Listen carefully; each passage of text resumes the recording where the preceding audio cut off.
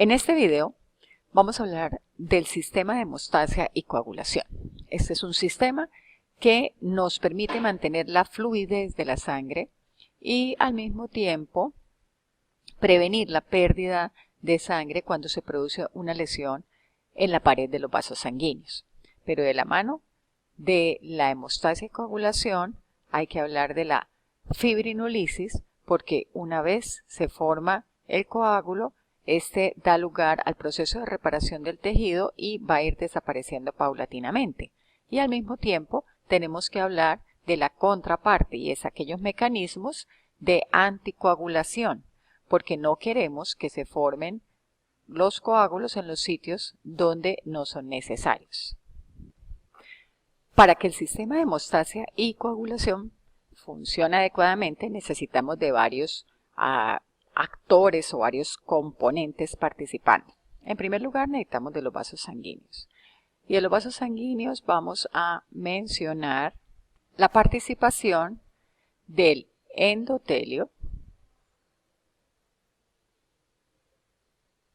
y la participación del músculo liso de la pared de los vasos sanguíneos, los que tienen músculo liso en su pared. Por otra parte, necesitamos de la participación de células. Y en este sistema vamos a hablar de manera muy importante de las plaquetas, pero vamos a ver que hay algunas células que no están dentro de los vasos sanguíneos, pero que también pueden llegar a participar, como por ejemplo los fibroblastos.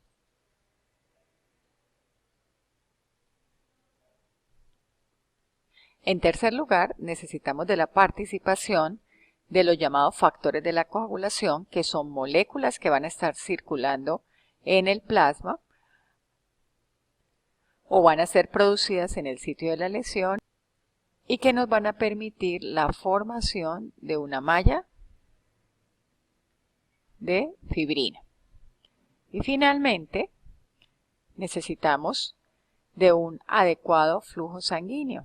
Y la manera como circula la sangre también favorece o no la formación de estos coágulos o trombos. Por ejemplo, si hay un enlentecimiento en el flujo sanguíneo, esto va a favorecer la formación del trombo plaquetario.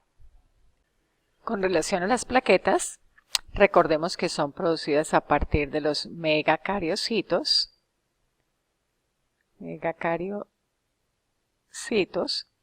los cuales se fragmentan y producen una gran cantidad de plaquetas. Por otro lado, recuerden que vamos a tener entre 150.000 a 400.000 plaquetas por cada microlitro de sangre. De otra parte, recordemos que ellas tienen un tiempo de vida media entre 8 a 12 días y tienen forma de discos en los cuales vamos a encontrar algunas partes importantes. Por ejemplo, aquí en el glicocáliz vamos a encontrar algunas proteínas, ¿cierto?, que van a funcionar como receptores para diferentes sustancias. Vamos a encontrar un citoesqueleto que le permite mantener su forma y en algún momento cambiar de forma. Vamos a encontrar en la membrana celular diferentes proteínas, muchas de las cuales le aportan cargas negativas a la membrana celular. Poseen un sistema canalicular a través de los cuales los canalículos vierten su contenido. Y vamos a encontrar una serie de organelas representadas principalmente por gránulos, unos más claros que vamos a llamar gránulos alfa, que son los más numerosos, que contienen una gran cantidad de proteínas, entre esas, por ejemplo, el fibrinógeno, la fibronectina, y vamos a encontrar, por ejemplo, también el factor de von Willebrand contenido aquí. Vamos a tener también unos gránulos que al microscopio electrónico se ven más densos, por eso reciben ese nombre de gránulos densos, y que contienen sustancias que también son liberadas cuando se produce la activación de las plaquetas. De otra parte, en las plaquetas vamos a encontrar mitocondrias, lisosomas, con funciones similares a las que tienen en otras células. En general podemos decir que las plaquetas liberan sustancias que van a participar en la hemostasia y coagulación, activando otras plaquetas, por ejemplo, agonistas plaquetarios, pero igualmente contienen factores de la coagulación, factores de crecimiento, moléculas de adhesión, algunos mitógenos celulares, receptores de antígenos, entre otros. Ellas participan en lo que se ha llamado el proceso de hemostasia primaria, que consiste en la formación de el llamado trombo primario o trombo plaquetario. Para lograr esto, las plaquetas pasan por 4 momentos que casi que ocurren simultáneamente. Un proceso inicial de adhesión celular, un proceso de agregación plaquetaria y un proceso de activación. Como decía, casi que ocurren simultáneamente.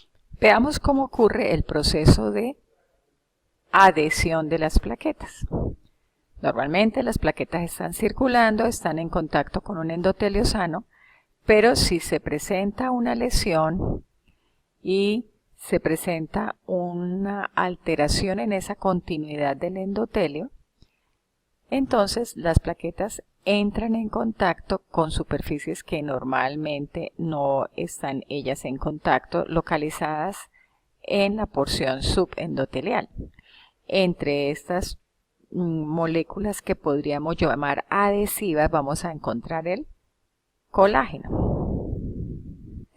Entonces las plaquetas empiezan a entrar en contacto con el colágeno y las plaquetas expresan en su membrana una serie de receptores que van a permitirles empezar a adherirse a esta superficie a través de un puente que se establece con una sustancia que va a ser producida por las células endoteliales, que es el factor de von Willebrand. Esta es una sustancia, factor de von Willebrand. Entonces, ¿de dónde viene el factor de von Willebrand? Viene producido por las células endoteliales, también lo pueden producir las mismas plaquetas y una parte viene circulando en el plasma. El factor de von Willebrand se va a unir a unas glucoproteínas que vamos a llamar las glucoproteínas